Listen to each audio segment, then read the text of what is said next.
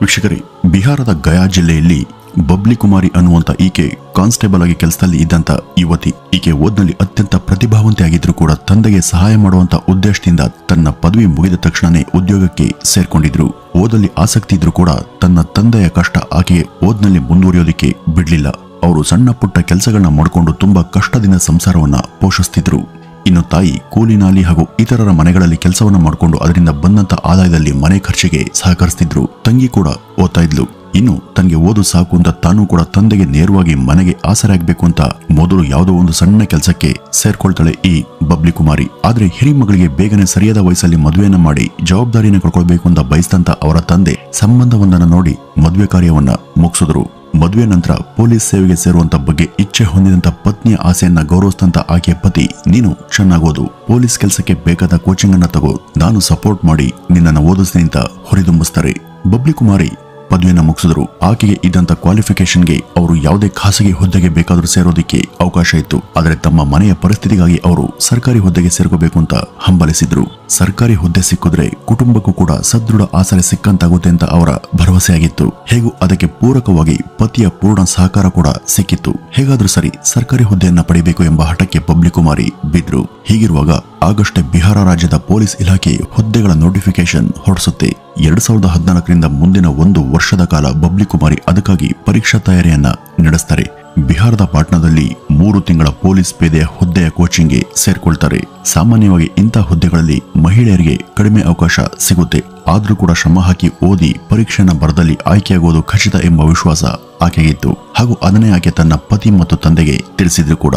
ಆಕೆಯ ಅಚಲ ಮನೋವಿಶ್ವಾಸ ಹಾಗೂ ಪರಿಶ್ರಮದ ಫಲವಾಗಿ 2014ರಲ್ಲಿ ಆಕೆ ಪೊಲೀಸ್ ಪೇದೆಯಾಗಿ ಸೆಲೆಕ್ಟ್ ಆದ್ರು. ಇದಾಗಿ ಕೆಲ ದಿನಗಳಲ್ಲಿ ಆಕೆಗೆ ಒಂದು ಮಗು ಕೂಡ ಆಗುತ್ತೆ. ಆದ್ರೆ ಪೇದೆ ಕೆಲಸ ಅಂದ್ರೆ ಅದು ಅಷ್ಟು ಸುಲಭದ ಟಾಸ್ಕ್ ಅಲ್ಲ. ಅದು ಅನೇಕ ಸಲ ಬಹಳ ಕಠಿಣವಾದದ್ದು. ಇದರಲ್ಲಿ ಬಹಳ ಒತ್ತಡ ಇರುತ್ತೆ.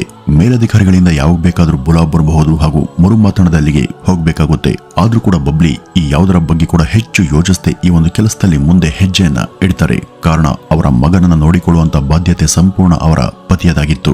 ಮಗುವನ್ನ ತಾನು ನೋಡಿಕೊಳ್ಳುವ ಬಗ್ಗೆ ಅವರ ಪತಿ ಆಕೆಗೆ ಭರವಸೆ ಕೊಟ್ಟಿದ್ರು. ಇದಕ್ಕಾಗಿ ಇವರು ತಮ್ಮ ಹಳೆಯ ಬಿಸ್ನೆಸ್ ತೊರೆದು ಮನೆ ಹತ್ರನೇ ಒಂದು ಸಣ್ಣ ಅಂಗಡಿಯನ್ನ ಇಟ್ಕೊಂಡಿದ್ರು. ಈ ಮೂಲಕ ಶಾಪ್ ಹಾಗೂ ಮನೆ ಎರಡನ್ನೂ ಕೂಡ ನೋಡಿಕೊಳ್ಳಬಹುದು ಅಂತ ಅವರ ಆಲೋಚನೆಯಾಗಿತ್ತು. ನನ್ನ ಪತ್ನಿ ಈ ಒಂದು ಇಲಾಖೆಯಲ್ಲಿ ಒಂದಲ್ಲ ಒಂದು ದಿನ ಖಂಡಿತ ಒಂದು ಉನ್ನತ ಸ್ಥಾನಕ್ಕೆ ಏರ್ತಾಳೆ ಎಂಬ ನಂಬಿಕೆ ಅವರದಾಗಿತ್ತು. ಆದ್ರೆ ಬಬ್ಲಿ ಸದ್ಯಕ್ಕೆ ತಾವೊಬ್ಬ ಸಾಧಾರಣ ಪೇದೆ ಮಾತ್ರ. ಆದ್ರೆ ಇಲಾಖೆಯಲ್ಲಿ ಇದೊಂದು ರೀತಿ ತುಂಬಾ ಕಷ್ಟದ ಕೆಲಸ. ಸೀನಿಯರ್ ಅಧಿಕಾರಿಗಳು ಏನೇ ಕೆಲಸ ಹೇಳಿದ್ರು ಕೂಡ ಆಳಿನಂತೆ ಕೆಲಸವನ್ನ ಶಿರಾವಹಿಸಿ ಮಾಡಲೇಬೇಕು. ಅವರು ಹಲವು ಸಲ ಟೀ ತಗೊಂಡ್ ಬಾ, ಸಿಗರೆಟ್ ತಗೊಂಡ್ ಬಾ, ಟೇಬಲ್ ಕ್ಲೀನ್ ಮಾಡುವಂತ ಹೆಸರನ್ನ ಹಿಡಿದು ಏಕವಚನದಲ್ಲಿ ಕರೀತಾರೆ. ಆಗೆಲ್ಲ ಕೈಕಟ್ಟಿ ಅವರ ಸೇವೆ ಮಾಡಬೇಕು. ಈ ಒಂದು ಕೆಲಸದ ರೀತಿ ರಿವಾಜೆ ಹೀಗಿದೆ. ಈ ಬಗ್ಗೆ ಚೆನ್ನಾಗೇನೆ ಗೊತ್ತಿದ್ದಂತ ಬಬ್ಲಿ ಕುಮಾರಿ ಅದಕ್ಕೆ ಹೆಚ್ಚೇನು ತಲೆಯನ್ನ ಕೆಡಿಸಿಕೊಳ್ಳಿಲ್ಲ.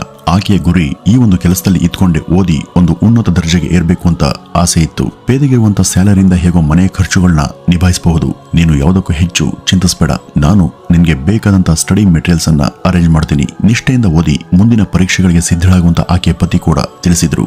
ಹೀಗಿರುವಾಗ ಬಿಹಾರ್ ಪಬ್ಲಿಕ್ ಸರ್ವಿಸ್ ಕಮಿಷನ್ ನಿಂದ DSP ಹುದ್ದೆಗಳ ಉದ್ಯೋಗ ಪ್ರಕಟಣೆ ಜಾರಿಯಾಯಿತು. ಈ ಬಗ್ಗೆ ಗೊತ್ತಾದಂತ ಬಬ್ಲಿ ಅದಕ್ಕೆ ಬೇಕಾದಂತ ಸೋರ್ಸ್ ತನ್ನ ಬಳಿ ಇಟ್ಕೊಂಡು ಡ್ಯೂಟಿಯನ್ನ ನಿರ್ವಹಿಸ್ತಾನೆ ಸಮಯವನ್ನ ಮಾಡ್ಕೊಂಡು ಓದೋದಕ್ಕೆ ಶುರು ಮಾಡ್ತಾರೆ. ಆಕೆ ಪೇದೆ ಕೆಲಸ ಮಾಡ್ತಾನೆ DSP ಆಗೋದಕ್ಕೆ ತಯಾರಿ ನಡೆಸ್ತಾ ಇದ್ದನ್ನ ನೋಡದಂತ ಆಕೆ ಕೆಲ ಸಹೋದ್ಯೋಗಿಗಳು ಹಾಗೂ ಮೇಲಧಿಕಾರಿಗಳು ಆಗಾಗ ಈ ಬಗ್ಗೆ ಗೇಲಿ ಮಾಡ್ತಿದ್ರು.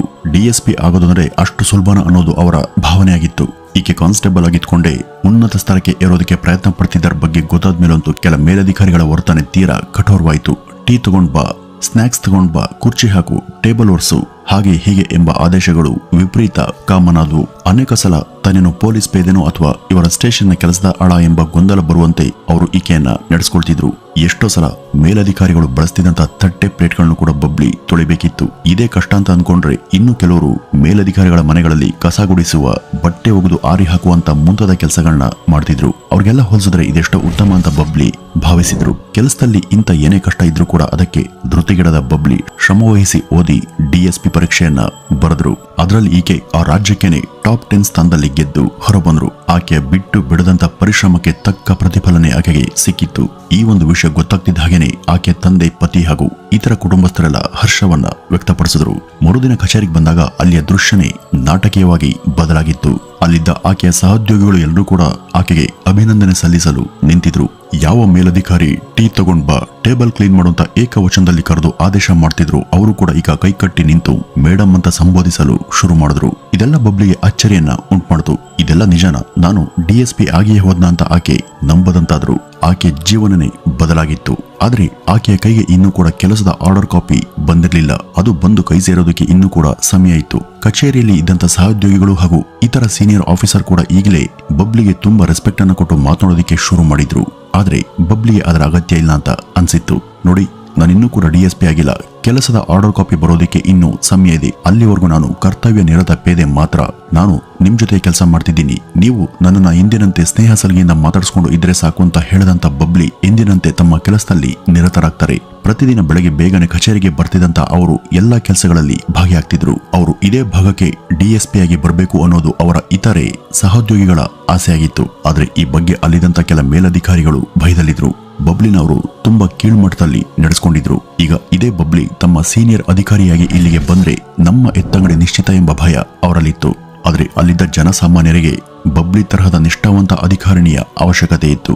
ಸಾಧಾರಣ ಪೇದೆಯಾಗಿದ್ದೇ DSP ಹುದ್ದೆಯನ್ನು ಗಿಟ್ಟಿಸಿದಂತಹ ಈಕೆಯ ಸಕ್ಸಸ್ ಕತೆ ಬಿಹಾರದ ಎಲ್ಲಾ ಪತ್ರಿಕೆ ಹಾಗೂ ಮಾಧ್ಯಮಗಳಲ್ಲಿ ಪ್ರಕಟ ಆಯಿತು. ಈ ಒಂದು ಸ್ಟೋರಿ ಎಲ್ಲಾ ಕಡೆ ವೈರಲ್ ಆಯಿತು. ಇದೊಂದು ರೀತಿ ಎಲ್ಲರಿಗೂ ಒಂದು ಸ್ಫೂರ್ತಿದಾಯಕ ಕಥೆಯಾಗಿ ಹರಿದಾಡ್ತು. ಜನಸಾಮಾನ್ಯರೆಲ್ಲ ಬಬ್ಲಿ ಅವರ ಈ ಸಾಧನೆಯನ್ನು ಮೆಚ್ಚಿ ತಲೆದೂಗಿದ್ರು.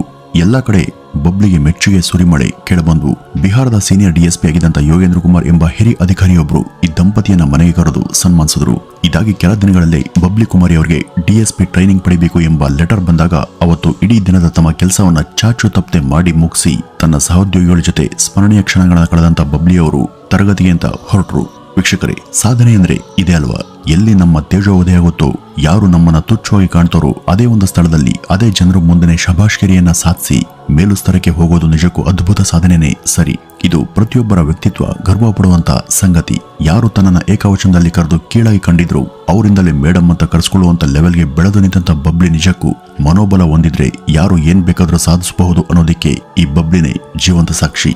ಯಾರು ಬಡತನದಲ್ಲಿ ಬೆಳೆದು ಬರ್ತಾರೋ ಅವರಲ್ಲಿ ತಾಳ್ಮೆ, ವಿಧೇಯತೆ, ವಿನಮ್ರತೆ ಹಾಗೂ ಕಷ್ಟ ಸಹಿಷ್ಣುತೆ ಇರುತ್ತೆ. ಇವತ್ತು ಸರ್ಕಾರಿ ಕೆಲಸ ಪಡೆಯೋದೇ ಹರಸಾಹಸ ಅಂತ ನಾವು ಭಾವಿಸ್ತೀವಿ. ಅದರಲ್ಲೂ ಕೂಡ ಒಂದು ನೌಕರಿ ಇದ್ದು ಅದರ ಜೊತೆ ಓದಿ ಪರೀಕ್ಷೆ ಬರೆಯೋದು ಕೂಡ ಬಹುತೇಕ ಅಸಾಧ್ಯದ ಮಾತೆ ಅಂತ ಹಲವರ ನಂಬಿಕೆ. ಆದ್ರೆ ಈ ಬಬ್ಲಿಗೆ ಇದ್ಯಾವುದು ಕೂಡ ಕಷ್ಟ ಅಂತ ಅನಿಸ್ಲಿಲ್ಲ. ಪೇದೆಯಾಗಿ ಬಿಡುವಿಲ್ಲದ ಕೆಲಸದಲ್ಲಿದ್ರು, ಜೊತೆಯಲ್ಲಿ ಮಗು ಇದ್ರು, ಇಷ್ಟೆಲ್ಲ ಕಮಿಟ್ಮೆಂಟ್ ಇದ್ರು ಕೂಡ ಅವರು ಒಂದೇ ಪ್ರಯತ್ನಕ್ಕೆ DSP ಹುದ್ದೆಗೆ ಏರಿದ್ರು. ಅವ್ರ ಕೈಲಿ ಸಾಧ್ಯವಾದದ್ದು ನಮ್ಮ ಕೈಲಿ ಆಗಲ್ವಾ? ಖಂಡಿತ ಸಾಧ್ಯ ಇದೆ. ಆದ್ರೆ ಅದಕ್ಕೆ ಅಚಲವಾದಂತ ಮನೋಬಲ, ಗುರಿ, ಸಾಧನೆ ತುಂಬಾ ಮುಖ್ಯ. ಎಲ್ಲಕ್ಕಿಂತ ಮಿಗಿಲಾಗಿ ನಮ್ಮ ಸಾಮರ್ಥ್ಯದ ಬಗ್ಗೆ ನಮಗೆ ಅದ್ಭುತವಾದಂತಹ ವಿಶ್ವಾಸ ಇರಬೇಕು. ಗೆದ್ದೆ ಗೆಲ್ಲುವೆ ಎಂಬ ನಂಬಿಕೆ ಇದ್ದಲ್ಲಿ ಮಾತ್ರ ಇದೆಲ್ಲ ಸಾಧ್ಯ. ಬಬ್ಲಿ ಕುಮಾರಿ ತರಹದ ಅನೇಕ ಸಾಧಕರು ನಮ್ಮ ನಡುವೆ ಇದ್ದಾರೆ. ಈ ಒಬ್ಬೊಬ್ಬರ ಸಾಧನೆಯ ಹಿಂದೆ ಒಂದೊಂದು ಕತೆ ಇರುತ್ತೆ. ಇವು ನಮ್ಮನ್ನ ಹುರಿದುಂಬಿಸಿ ಸರಿ ದಾರಿಯಲ್ಲಿ ನಡೆಸುವಂತಾಗ್ಲಿ ಎಂಬ ಆಶಯದೊಂದಿಗೆ ಈ ಒಂದು ವಿಡಿಯೋವನ್ನ ಇಲ್ಲಿಗೆ ಮುಗಿಸೋಣ.